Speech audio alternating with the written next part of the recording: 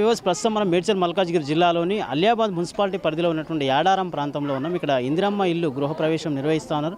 అది ఏ విధంగా జరుగుతుందో ఒకసారి వీక్షిద్దాం. ప్రభుత్వం వచ్చినాక రేవంత్ రెడ్డి గారు ముఖ్యమంత్రి అయిన తర్వాత బ్రహ్మాండంగా ఇందిరమ్మ ఇండ్లు ఏవైతున్నాయో 5 లక్షల రూపాయలు ప్రభుత్వం ఇస్తుంది.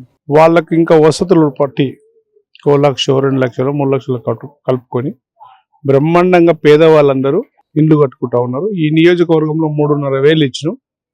3,500 ఇళ్లలో 2,000 ఇండ్లు ఆల్రెడీ కన్స్ట్రక్షన్ స్టార్ట్ అయినాయి. 1000 ఇండ్లు ఆల్రెడీ గ్రూపేషన్లు అయిపోయినాయి. ఇంకా 1,500 ఇండ్లు కూడా ఇవ్వడానికి సిద్ధంగా ఉన్నాం.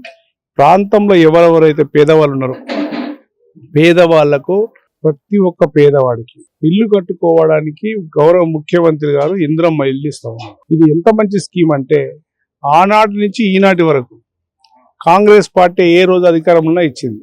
అట్లా ప్రజలందరికీ కూడా మంచి సన్న బియ్యం. ఇప్పటిదాకా నేను ఒక చిన్న మావంతో మాట్లాడినా. 8వ తరగతి పిల్లగాడు 8th క్లాస్ భోగారంలో గురుకులో చదువుకుంటున్నాడు. 7 రోజులు నాన్ వెజ్, వారానికి 7 రోజులు, 3 రోజులు మటను, 4 రోజులు చికెన్.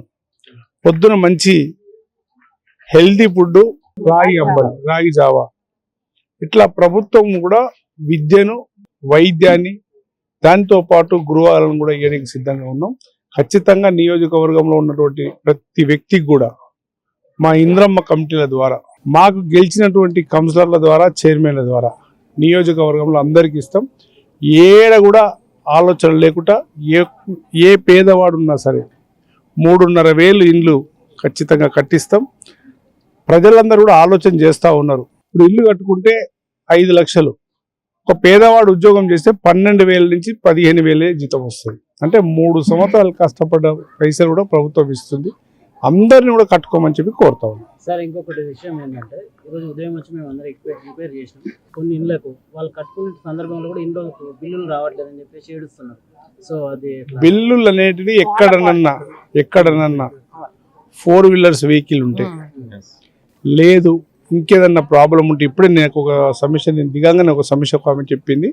అట్లా 250 మందికి బేస్మెంట్ లేపుకొని ఆగిన వాళ్ళకు ఇప్పుడు మంత్రి గారి దగ్గర చర్చకు వస్తున్నాయి. మిగిలినవి కూడా కొన్ని సమస్యలని మారుస్తూ ఉన్నాం. ఇంతకుముందు గతంలో 10 బస్తాలు 20 బస్తాలు గవర్నమెంట్ ద్వారా సిమెంట్ తీసుకుంటే, లేకపోతే ఇంతకుముందు ఇంద్రమ్మ ఇల్లు కూడా ఇస్తే అవన్నీ కూడా కూలిపోయే పరిస్థితిలో ఉన్నాయి. అవిటిని కూడా ఇవ్వమని మేము కోరుతా ఉన్నాం. మాడిఫై చేస్తూ ఉన్నాం. మనం ఒక యాప్ డెవలప్ చేసినాం. ఇప్పుడు మీరు ఎట్లయితే టీవీ పెట్టుకున్నారో అట్లా ఒక యాప్ డెవలప్ చేసినాం. యాప్ ఏం చేస్తుంది, ఆడికి పోగానే నెట్లో కొట్టంగానే వాళ్ళ పేరు మీద పలానా రోజు ఇన్ని బస్తాలు సిమెంట్ ఇచ్చినాము, పలానా రోజు వీళ్ళకి ఇల్లు ఇచ్చినాము అని చెప్పి వస్తుంది. కనుక మనం ఏమంటున్నాం, ఖచ్చితంగా అవిటిని కూడా మాడిఫై చేస్తూ ఉన్నాం. 20 సంవత్సరాల కింద ఇచ్చింది మళ్ళీ ఇవ్వాలని లేదు కదా. కనుక అవి కూడా చేస్తున్నాం. చిన్న చిన్న మిస్టేకులు జరుగుతూ ఉంటాయి. ఇప్పుడు మనం ఇస్తూ ఉంటే 3,500 ఇండ్లు ఇస్తున్నప్పుడు పేదవాడికి వాళ్ళ ఆలోచన మేరకు నడుస్తూ ఉంటుంది.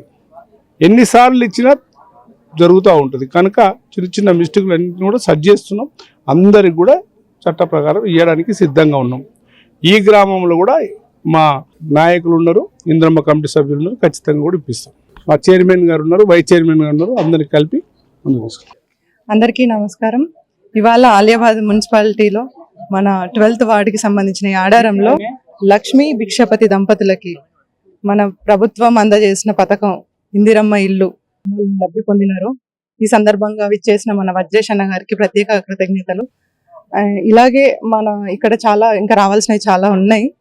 ఖచ్చితంగా వాళ్ళకి అర్హులైన ప్రతి ఒక్కరికి చిన్న చిన్న లోపాలు సవరించి ప్రతి ఒక్కరికి అందజేస్తామని తెలియజేస్తాం. యాడారం ప్రాంతంలో ఇందిరమ్మ ఇల్లుని ఇక్కడ గృహప్రవేశం నిర్వహిస్తా ఉన్నారు. వజ్రేష్ యాదవ్ గారి ఆధ్వర్యంలో, చైర్మన్ గారి ఆధ్వర్యంలో ఇక్కడ నిర్వహిస్తా ఉన్నారు. ఇదే విధంగా ఇక్కడ లబ్ధిదారు లక్ష్మి గారు కూడా ఆనందాన్ని వ్యక్తం చేస్తా ఉన్నారు. ఇందిరమ్మ ఇళ్లలో చాలా మందికి కూడా వాళ్ళకు ప్రభుత్వం కూడా ఇందిరమ్మ ఇళ్లకు సంబంధించి వాళ్ళ కళను నిజం చేస్తుందని చెప్పేసి అందరూ కూడా ఆనందాన్ని వ్యక్తం చేస్తా ఉన్నారు. ఈ విధంగానే ప్రతి ఒక్కరికి కూడా ఇల్లు లేనటువంటి ప్రతి ఒక్కరికి కూడా ఇల్లు ఇవ్వాలని చెప్పేసి ప్రజలందరూ కూడా కోరుతూ ఉన్నారు. అదేవిధంగా ఇక్కడ మన లక్ష్మి గారు కూడా ఈ విధంగా మాకు పేదలందరికీ సహకరిస్తున్నందుకు ప్రభుత్వానికి కూడా వారు ధన్యవాదాలు తెలియజేస్తూ ఉన్నారు. Venkateswara reporter Shyam Prasad. Please subscribe to the channel and download the Politicos app from the links in the description.